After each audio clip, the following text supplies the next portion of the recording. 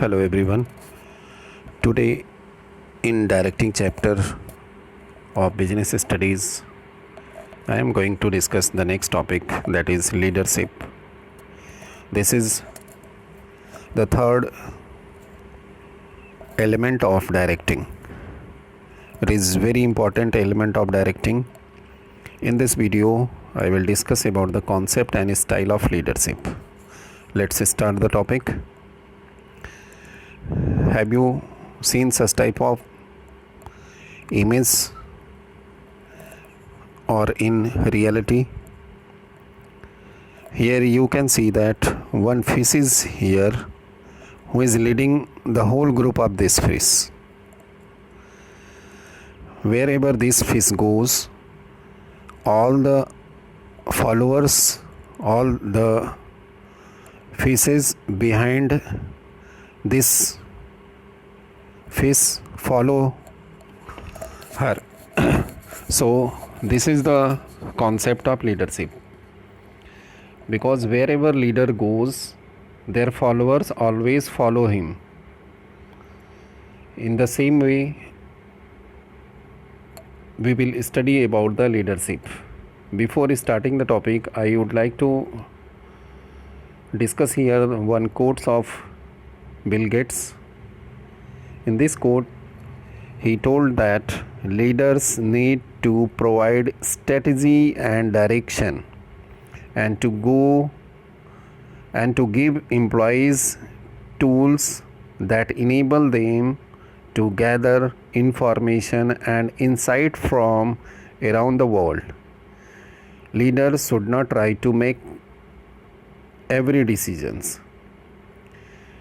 Bill Gates कहते हैं कि लीडर को हमेशा सारे डिसीजन लेने का प्रयास नहीं करना चाहिए, बल्कि उन्हें चाहिए कि वो एक प्रॉपर स्ट्रेटजी प्रोवाइड करें, एक डायरेक्शन प्रोवाइड करें, अपने एम्प्लॉयज़ को वे सारे टूल्स प्रोवाइड करें जिससे कि वह आगे बढ़ें और जो टारगेट है ऑर्गेनाइजेशन का उसको अचीव करने में मदद करें।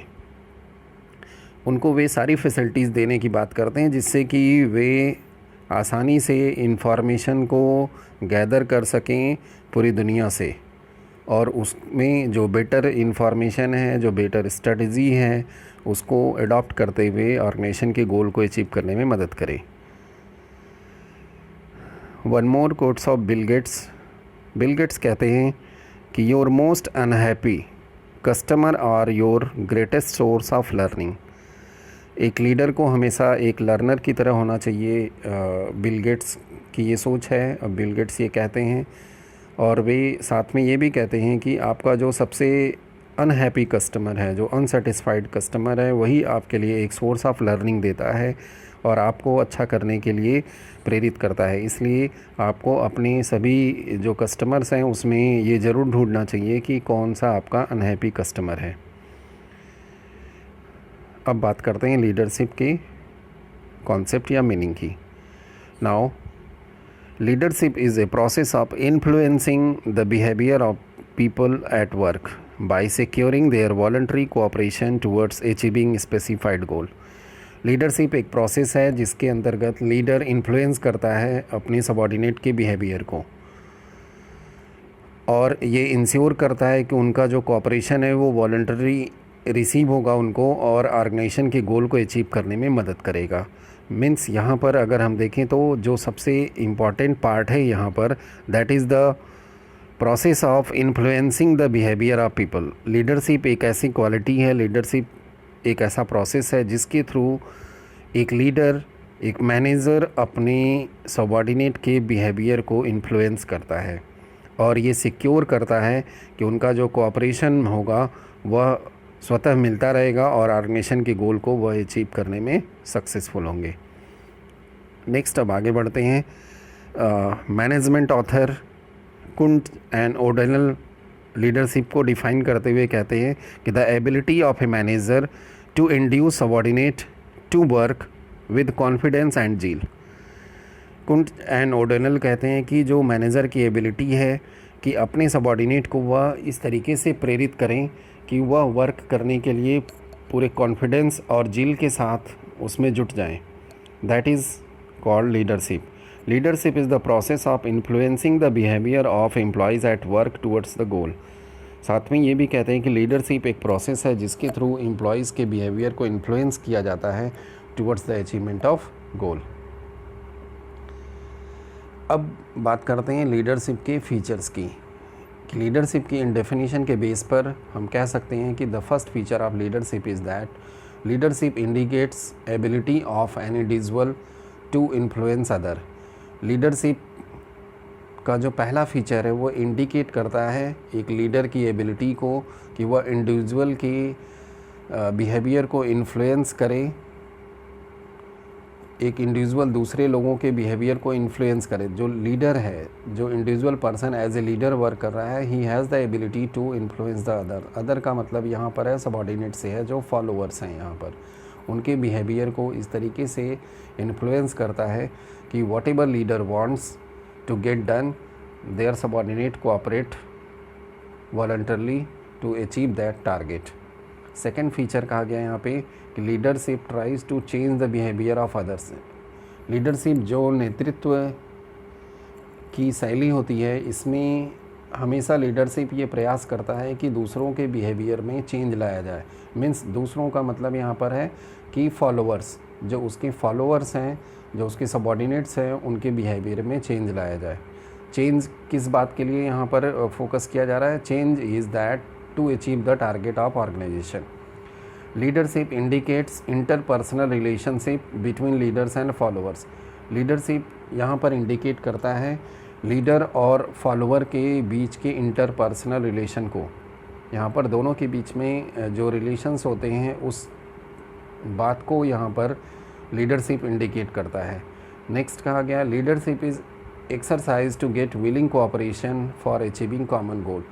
लीडरशिप जो है विलिंग कोऑपरेशन, जो उनकी इच्छा से जो कोऑपरेशन मिलता है सबॉर्डिनेट की इच्छा से, they are agree to cooperate for achieving the common goal, इस बात को जो है लीडरशिप जो है इंश्योर करता है।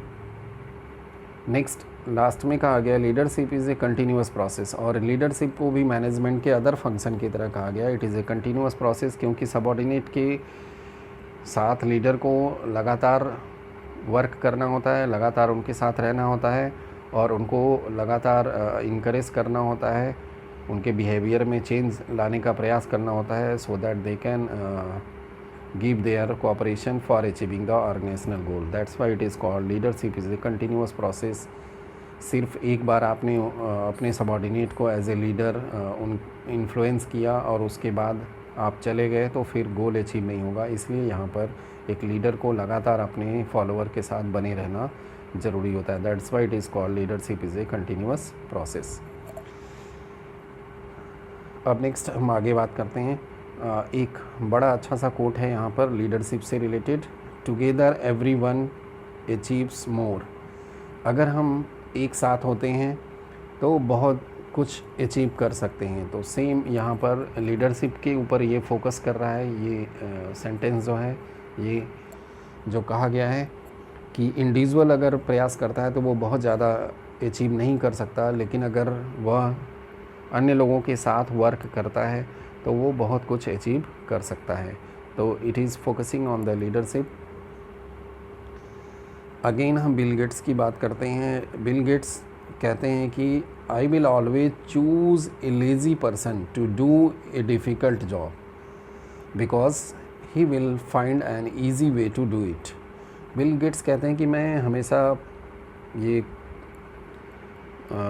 चूज़ करना चाहता हूँ एक लेज़ी पर्सन को एक डिफ़िकल्ट जॉब को करने के लिए, क्योंकि उसके पास क्या है कि एक लेज़ी पर्सन के पास इस तरह के डिफ़िकल्ट वर्क को करने का एकदम आसान तरीका होता है।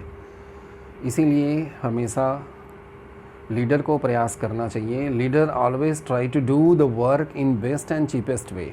लीडर को हमेशा ऑर्गेनाइजेशन के वर्क को या किसी भी वर्क को करने के लिए सबसे बेस्ट और चीपेस्ट वे को हमेशा फाइंड करने का प्रयास करना चाहिए। इसी बात को यहाँ पर जो है बिल गेट्स का ये कोटेशन जो है बताता है, जिसमें वो एक लेज़ी पर्सन की बात करते हैं to find the easy way to do a difficult job. Next अब आगे बढ़ते हैं। Importance of leadership. Importance of leadership अगर है ऑर्गेनाइजेशन के अंदर, एक मैनेजर अच्छे लीडर की तरह वर्क कर रहा है, तो सबसे पहला जो बेनिफिट मिलेगा ऑर्गेनाइजेशन में, that is leadership influence the behaviour of people. ये लोगों के बिहेवियर को इन्फ्लुएंस करने में सक्सेस होगा। पर्सनल रिलेशंस जो होंगे वो बहुत ही अच्छे होंगे, बहुत बेटर होंगे। ऑर्गेनाइजेशन के अंदर की जो क्लाइमेट है वो बहुत ही अच्छी होगी। थर्ड का आ गया introduces changes in the organisation. यहाँ पर जो भी ऑर्गेनाइजेशन में चेंजेस होंगे उसको इम्प्लीमेंट करने में लीडरशिप बहुत ज़्यादा मदद करता है, क्योंकि अपने फॉलोअर्स को बहुत आसानी से उसके ऊपर एग्री कर सकता है।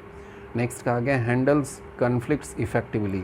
यहाँ पर अगर ऑर्गेनाइजेशन में किसी भी तरह का कोई कन्फ्लिक्ट होता है between management and subordinate, between senior and junior, तो इस तरह के जो कन्फ्लिक्ट्स हैं उसको बहुत ही आसानी से, बहुत ईजी वे में लीडरशिप, एक लीडर जो है उसको हैंडल करता है और उसको सेटल करता है, डिस्प्यूट्स को समाप्त करता है। Provides training to subordinates. Leadership अगर इफ़ेक्टिव लीडरशिप है ऑर्गेनाइजेशन में तो इसका एक और बेनिफिट मिलेगा, जो कि सबऑर्डिनेट्स को अगर ट्रेनिंग की ज़रूरत होती है किसी पर्टिकुलर मैटर पर, तो वहाँ पर उनको आसानी से इफ़ेक्टिव लीडरशिप के थ्रू ट्रेनिंग प्रोवाइड किया जा सकता है और उनको आगे के लिए कैपेबल बनाया जा सकता है।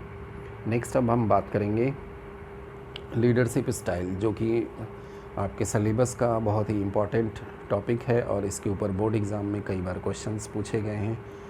Now see the leadership style. The first leadership style is autocratic और अथॉरिटेटिव लीडरशिप स्टाइल। जो पहली लीडरशिप स्टाइल है इसको ऑटोक्रेटिक लीडरशिप स्टाइल या अथॉरिटेटिव लीडरशिप स्टाइल कहते हैं। In autocratic leadership style leader exercises complete control over the subordinates. इस leadership style में जो लीडर होता है वह पूरा का पूरा कंट्रोल अपने सबऑर्डिनेट्स के ऊपर रखता है।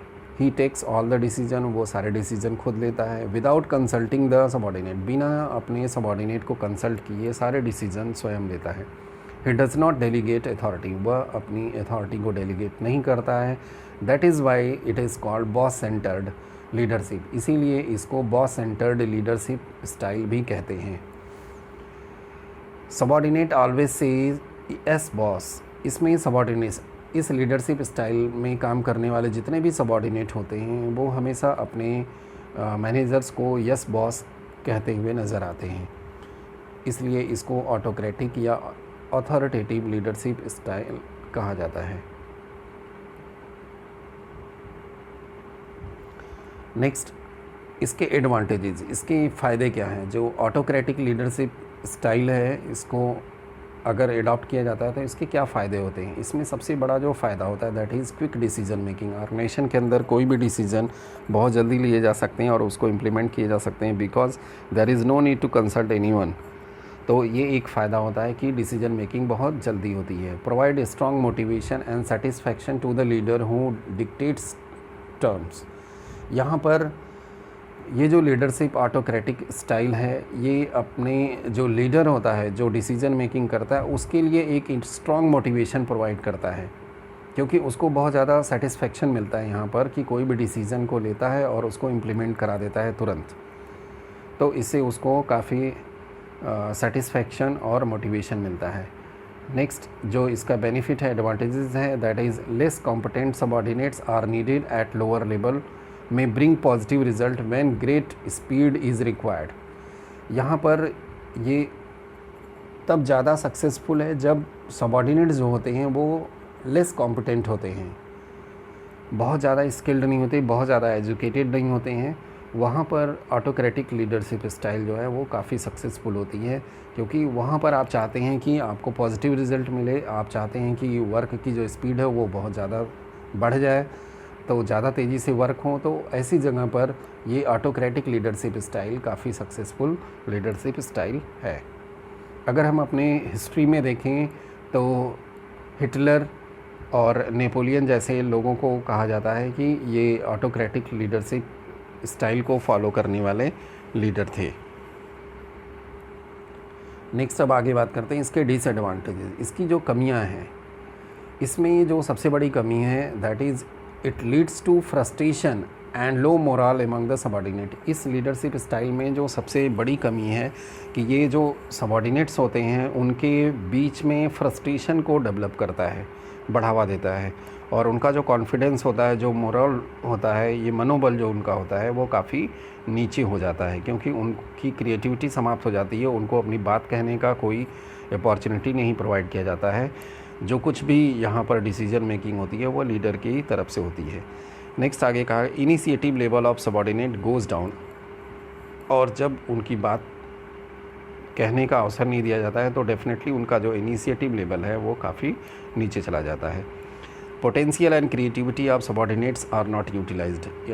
अपना सबॉर्डिनेट कितना हो, पोटेंशियल हो, उसके अंदर कितनी क्रिएटिविटी हो, लेकिन इस लीडरशिप स्टाइल में उसको यूज़ करने का कोई चांस नहीं प्रोवाइड किया जा सकता। इसलिए यहाँ पर कहा जाता है कि जो पोटेंशियल एंड क्रिएटिविटी है सबॉर्डिनेट्स की, that can not be utilised. और last disadvantage, that is no development of subordinate take place. यहाँ पर जो सबॉर्डिनेट्स का डेवलपमेंट है वो प्रॉपर तरीके से नहीं हो पाता है। तो ये कुछ कमियां हैं ऑटोक्रेटिक लीडरशिप स्टाइल में। अब ये जो ऑटोक्रेटिक लीडरशिप स्टाइल है ये किस तरह की ऑर्गेनाइजेशंस में या कहाँ पर सक्सेसफुल है, तो इसकी जो सूटेबिलिटी है, that is first, it is suitable when subordinates are uneducated, unskilled, lack of knowledge and experience on part of subordinate. जब सबॉर्डिनेट जो है अनएजुकेटेड हो, अनस्किल्ड हो और उनके अंदर नॉलेज की कमी हो, एक्सपीरियंस की कमी हो, तो इस तरह के सबॉर्डिनेट्स को डील करने के लिए जो है ऑटोक्रेटिक लीडरशिप स्टाइल काफ़ी सूटेबल मेथड ऑफ लीडरशिप है। नेक्स्ट कहा गया, when company follow fear and punishment disciplinary technique. जब कंपनी फियर एंड पनिशमेंट देने की जो मेथड है उसको टेक्निक को फॉलो करना चाहती है, तो फिर अगेन लीडरशिप स्टाइल जो है वो सूटेबल स्टाइल ऑफ मैनेजमेंट या लीडरशिप है। When leader prefer to dominant in decision making. जब लीडर जो है, मैनेजर जो है, ये चाहता है कि जो कुछ भी डिसीज़न हो उसमें उसकी जो पावर हो वो डोमिनेंट हो और किसी और से कंसल्ट करने की ज़रूरत ना हो, तो वहाँ पर जो है autocratic leadership style suitable method of leadership है। अब नेक्स्ट बढ़ते हैं, पार्टिसिपेटिव। जो सेकंड मेथड है that is participative leadership style. इसको डेमोक्रेटिक लीडरशिप स्टाइल भी कहा जाता है, because it is group centred style of leadership. यह जो है group centred style of leadership है जिसमें कि पूरे ग्रुप के ऊपर ध्यान दिया जाता है। In which leader takes decision in consultation and participation with employees.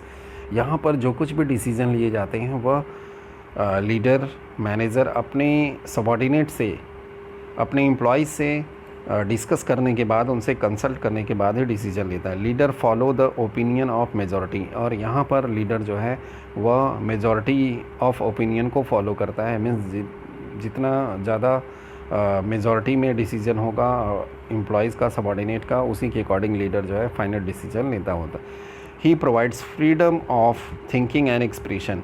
इस लीडरशिप स्टाइल में जो लीडर होता है, जो मैनेजर होता है, वह अपने सबॉर्डिनेट्स को थिंकिंग एंड एक्सप्रेशन का पूरा फ्रीडम प्रोवाइड करता है। He listens to the suggestions, grievances and opinion of the subordinate. वह अपने सबॉर्डिनेट के सजेशंस को, उनके ग्रीवांसेस को और उनके ओपिनियन को सुनता है और on the basis of whole in majority, जो डिसीजंस, जो सजेशंस मेजॉरिटी में होते हैं उसी को ध्यान में रखते हुए यहाँ पे लीडर जो है डिसीजन मेकिंग करता है।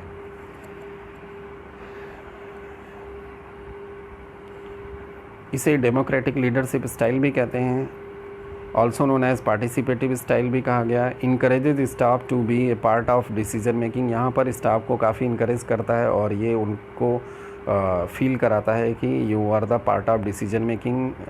जो भी डिसीजन लिया जाएगा उसमें आपका जो है भी डिसीजन होगा, आपका भी सजेशंस होगा, आपकी भी एग्रीमेंट होगी। On the basis of that decision will be taken.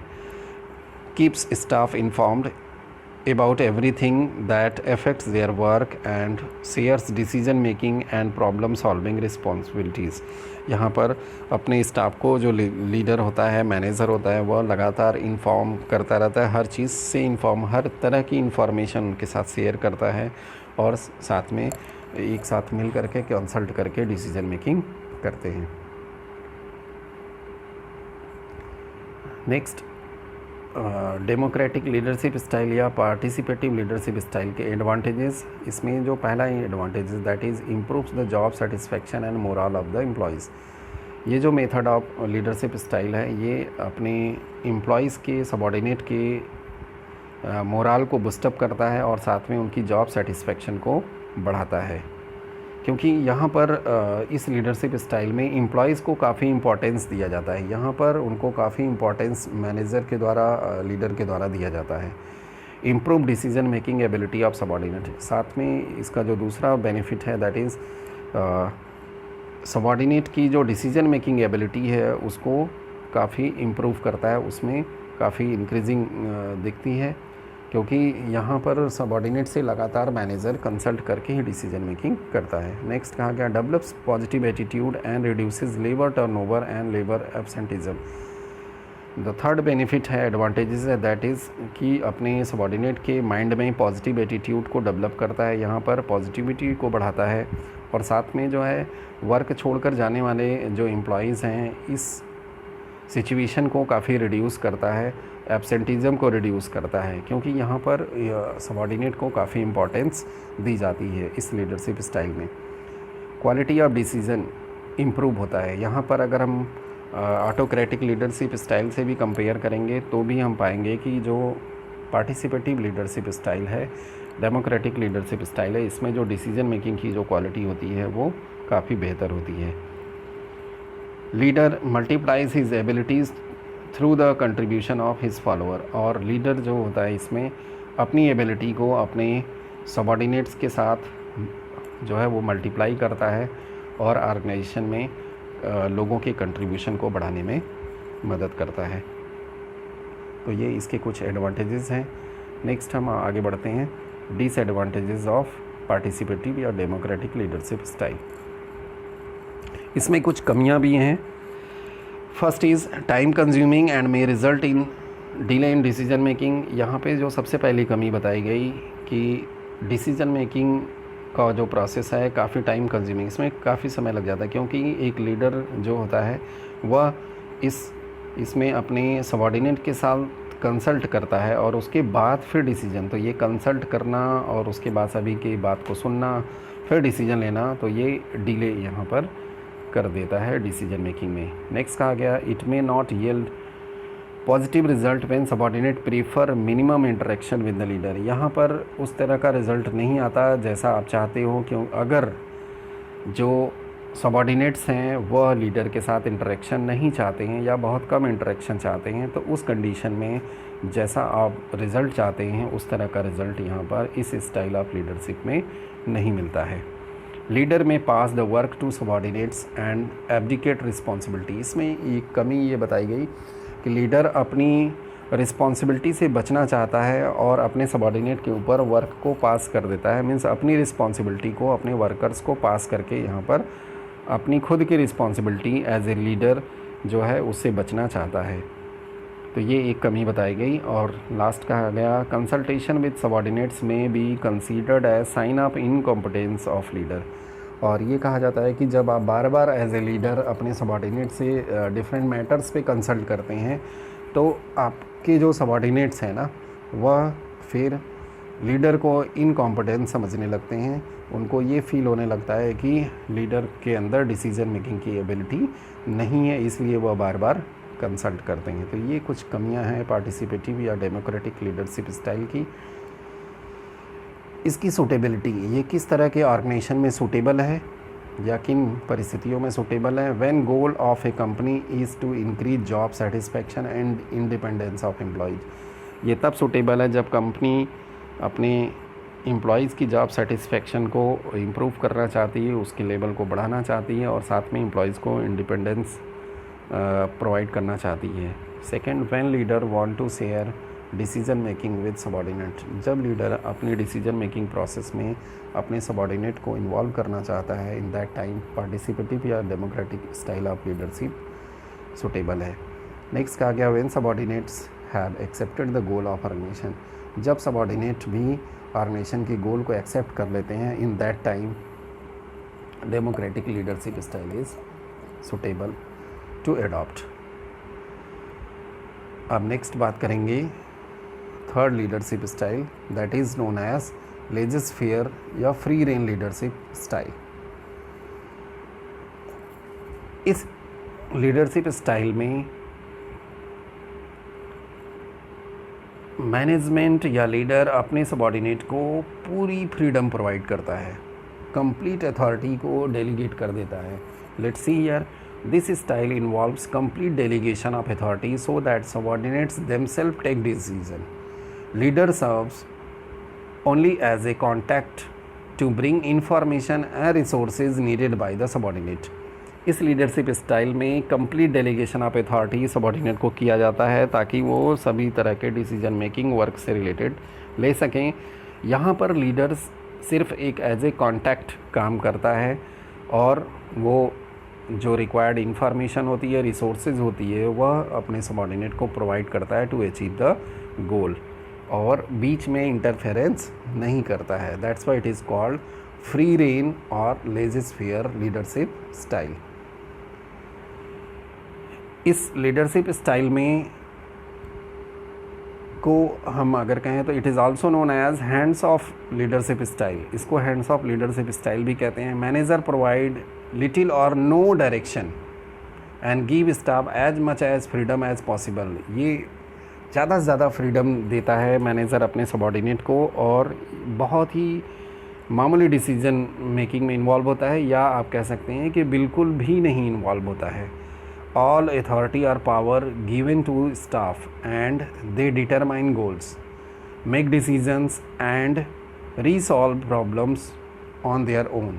और यहाँ पर सबॉर्डिनेट खुद से सारे डिसीजन मेकिंग करते हैं, प्रॉब्लम्स को सॉल्व करते हैं, और यहाँ पर लीडर का जो इंटरफेरेंस है बिटवीन वर्क एंड सबॉर्डिनेट वह बिल्कुल नहीं के बराबर होता है। An effective style to use. Staff highly skilled होते हैं, एक्सपीरियंस्ड होते हैं और एजुकेटेड होते हैं, तो उसी समय जो फ्री रेन लीडरशिप स्टाइल है ये सक्सेसफुल होती है। अगर अनएजुकेटेड होंगे, अनएक्सपीरियंस्ड होंगे, तो फिर यहाँ पर जो है ये लीडरशिप स्टाइल सक्सेसफुल नहीं होगी। तो इसके लिए जो कंडीशन है कि staff must be highly skilled होना चाहिए, एक्सपीरियंस्ड होना चाहिए और एजुकेटेड होना चाहिए। Staff have pride in their work and the drive to do it successfully on their own. और यहाँ पर स्टाफ जो होते हैं वो वर्क को खुद से पूरा करने में काफ़ी अच्छा फील करते हैं, गर्व फील करते हैं, तो वहाँ पर ऐसी लीडरशिप स्टाइल काफ़ी सक्सेसफुल होती है। Outside expert such as staff specialist और कंसल्टेंट्स यूज्ड। यहाँ पर कभी कभी आउटसाइडर एक्सपर्ट या स्टाफ स्पेशलिस्ट को यूज़ किया जाता है। Staff trustworthy and experienced. जब स्टाफ ट्रस्टवर्दी हो और एक्सपीरियंस्ड हो तो वहाँ भी फ्री रेन लीडरशिप स्टाइल को फॉलो किया जाता है। नेक्स्ट, लेजिस फेयर या फ्री रेन लीडरशिप स्टाइल के advantages. The first advantage is positive effect on the job and moral of employees. इसका जो अपने सबॉर्डिनेट की जॉब और उनके मोरल पर जो इफ़ेक्ट होता है वो पॉजिटिव होता है, क्योंकि उनको फुल फ्रीडम होती है, पूरी अथॉरिटी होती है, सारे डिसीजन खुद से लेने होते हैं और वर्क को पूरा करना होता है। तो इस तरह के कंडीशन में जो मोरल होता है, जो जॉब सेटिस्फेक्शन का लेवल होता है, ये काफ़ी अच्छा होता है। इसलिए कहा जाता है कि जॉब के ऊपर और मोरल के ऊपर जो होता है ये पॉजिटिव इफ़ेक्ट ले आता है। नेक्स्ट कहा गया maximum scope for development of subordinate. ये जो लेजिस फेयर स्टाइल ऑफ लीडरशिप है अपने एम्प्लॉयज़ के डेवलपमेंट के लिए मैक्सिमम स्कोप प्रोवाइड करता है। Full utilisation of potential and capacity of employees. और यहाँ पर एम्प्लॉयज़ की जो पोटेंशियल है और उसकी कैपेसिटी है उसका पूरा का पूरा यूज़ होता है, पूरी की पूरी अपॉर्चुनिटी इस लीडरशिप स्टाइल में प्रोवाइड की जाती है। नेक्स्ट, इसके डिसएडवांटेजेस, इसकी कमियाँ। Subordinate do not gate guidance and support of the leader. इस लीडरशिप स्टाइल में ये कहा जाता है कि सबॉर्डिनेट को किसी भी तरह की गाइडेंस जो हो या सपोर्ट जो है लीडर की तरफ से नहीं मिलता है डिसीजन मेकिंग में, स्पेशली डिसीजन मेकिंग में। बाकी इंफॉर्मेशन, रिसोर्सेज, ये सब कुछ लीडर की तरफ से प्रोवाइड किया जाता है। It ignores the contribution of leader.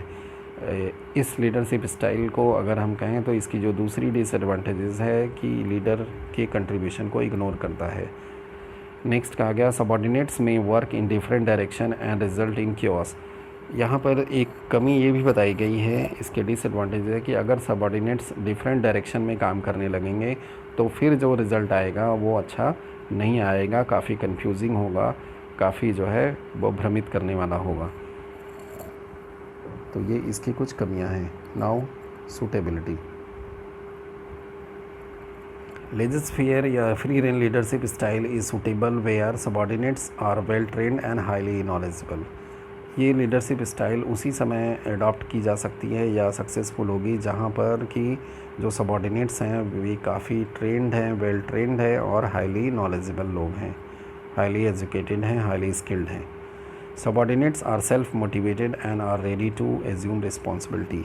ये स्टाइल तब फॉलो की जानी चाहिए जहाँ पर सबॉर्डिनेट काफ़ी मोटिवेटेड हों, सेल्फ मोटिवेटेड हों और किसी भी तरह की रिस्पॉन्सिबिलिटी को टेक ओवर करने के लिए रेडी हों। तो इन दैट टाइम लेजिस्फेयर या free rein leadership style is very suitable to adopt in that particular situation. अब बात करते हैं इसके ऊपर 2017 में बोर्ड एग्ज़ाम में पूछे गए क्वेश्चन की। तो केस स्टडी क्वेश्चन इसके ऊपर आया था लीडरशिप स्टाइल के ऊपर। हमने 3 तरह की लीडरशिप स्टाइल आपके साथ डिस्कस किया, ऑटोक्रेटिक, डेमोक्रेटिक एंड लेजिस्फेयर या फ्री रेन लीडरशिप। ऑटोक्रेटिक को अथॉरिटेटिव भी कहते हैं, डेमोक्रेटिक को पार्टिसिपेटिव लीडरशिप स्टाइल भी कहते हैं और लेजिस्फेयर को फ्री रेन लीडरशिप स्टाइल भी कहते हैं। तो now see the case is Avdhesh is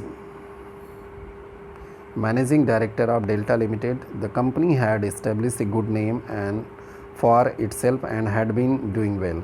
It was known for timely completion of order. The production manager, Miss Priyanka, was efficiently handling the processing of order and had a team of 10 motivated employees working under her. Everything was going on well. Unfortunately, Priyanka met with an accident. Avadhesh knew that in the absence of Priyanka, the company may not be able to meet the deadlines. He also knew that not meeting the deadlines may lead to the customer dissatisfaction with the risk of loss of business and goodwill. So he had a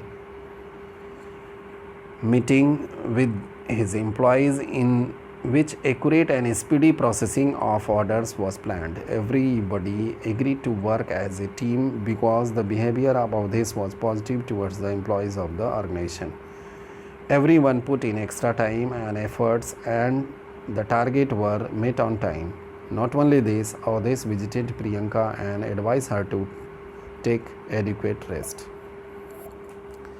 Now the first question is identify the leadership style of Avadhesh and draw a diagram depicting the style. Also identify any 2 values highlighted by the behavior of Avadhesh. तो यहाँ पे आप देखो leadership style की बात की गई। जैसा कि आपने क्वेश्चन में देखा कि यहाँ पर अवधेश जो मैनेजिंग डायरेक्टर हैं और प्रियंका जो प्रोडक्शन मैनेजर हैं, सब कुछ बहुत अच्छा चल रहा था। अनफॉर्चुनेटली जब एक्सीडेंट होता है प्रियंका का तो इसके बाद जो है अवधेश प्रॉब्लम फेस करने लगते हैं और उनको ये लगता है कि कंपनी जो है अपने ऑर्डर्स को की जो डेडलाइन है उसको पूरे समय पर पूरा नहीं कर पाएगी। तो उन्होंने अपने स्टाफ के साथ एक मीटिंग किया और यहाँ पर स्टाफ के साथ मीटिंग करने के बाद उन्होंने एक्यूरेट एंड स्पीडी प्रोसेसिंग के लिए जो है वो रोड मैप तैयार किया और सभी लोग यहाँ पर एग्री हो गए और एज ए टीम काम करना शुरू कर दिया। तो अगर आप देखेंगे तो जो हमने तीनों लीडरशिप स्टाइल डिस्कस किया उसके आधार पर हम अगर पॉइंट ए का आंसर दें तो यहाँ पर डेमोक्रेटिक लीडरशिप स्टाइल को अवधेश ने फॉलो किया। और यहाँ पर वैल्यू अगर हम देखें तो वैल्यू आप बहुत कुछ लिख सकते हैं। Now see the answer first. तो पहले में लीडरशिप स्टाइल डेमोक्रेटिक या पार्टिसिपेटिव अगर हम डायग्राम में रखें तो यहाँ पर ए अवधेश को रखा और यहाँ पे बाकी स्टाफ हैं और इनके साथ कंसल्ट किया और उसके बाद मीटिंग में जो कंसल्ट किया सबसे और साथ में एग्रीमेंट बनाया और एज ए टीम सबको एग्री किया वर्क करने के लिए, ताकि जो डेडलाइन है उसके अंदर जो है एक्टिविटीज़ को पूरा किया जा सके। Now the value B point की बात करें तो यहाँ पर टीम वर्क की वैल्यू को डेवलप किया, टीम स्पिरिट भी आप कह सकते हैं, good behaviour in human interaction. जैसा कि आपने देखा केस में कहा गया कि अवधेश ने अपनी जो प्रोडक्शन मैनेजर है जो एक्सीडेंट में ट्रीटमेंट चल रहा है उनसे भी मिलने जाते हैं और उनका हालचाल भी पूछते हैं। तो आप ये जो इंटरेक्शन आप देख रहे हैं that is the part of good human behaviour. तो ये भी एक वैल्यू यहाँ पर सोसाइटी को कन्वे कर रहे हैं। तो इस तरह से क्वेश्चन पूछा गया था 2017 में। आगे हम देखते हैं 2018 में भी लीडरशिप के ऊपर ही क्वेश्चन आया था, केस स्टडी। यहाँ पर आप देखें तो क्वेश्चन में जो पूछा गया था, there are many theories and style of influencing people behaviour, identify the style used by Sandhya which is based on the use of authority. तो यहाँ पर संध्या जो कि एक सक्सेसफुल मैनेजर हैं, इन्होंने एक लीडरशिप स्टाइल को फॉलो किया है। तो वो स्टाइल हमें यहाँ पे आइडेंटिफाई करना है और इसके 2 पॉजिटिव एस्पेक्ट को बताना है। तो let's see here. First, Sandhya is a successful manager at Manisons enterprises. She has a team of 12 people working under her. उसके अंडर में 12 लोग काम कर रहे हैं। She encourages them to get set their own objectives and take decision. वह उनको अपने खुद के ऑब्जेक्टिव्स और डिसीजन को सेट करने के लिए इनकरेज करती है। सी रिस्पेक्ट देयर ओपिनियन, उनके ओपिनियन की रिस्पेक्ट करती है और सपोर्ट करती है, so that they can perform their duties and accomplish organisational objectives. To manage and exercise effective control, she uses forces within the group. As an intelligent manager at times, she also make use of positive aspect of informal communication. Informal communication को भी follow करती हैं। This way she is able to unify diverse interest and ensure that targets are met. तो इस तरीके से अपने target को अचीव करने में सफल होती हैं। तो अगर हम यहाँ पर देखें तो जो लीडरशिप स्टाइल फॉलो की जा रही है संध्या के द्वारा, that is also the democratic style of leadership. तो see answer first point, democratic या पार्टिसिपेटिव स्टाइल ऑफ लीडरशिप। जो 2 पॉजिटिव एस्पेक्ट पूछा गया है इसमें सेकेंड पॉइंट में, that is it carries information rapidly and therefore may be useful to the manager at times. And second is it is used by manager to transmit information so as to know the reaction of his her subordinate. क्योंकि उन्होंने informal वे में भी communication को use किया है, तो यहाँ पर जो है इंफॉर्मेशन को ट्रांसमिट करके वो सबॉर्डिनेट के रिएक्शन को जानने में सक्सेसफुल होती हैं। तो ये क्वेश्चन जो पूछा गया था 2018 में 3 मार्क्स में। आई होप आपको लीडरशिप के कॉन्सेप्ट, उसके फीचर, इम्पोर्टेंस और स्टाइल ऑफ लीडरशिप समझ में आया होगा। Thank you very much for watching this video. Keep watching, like and share.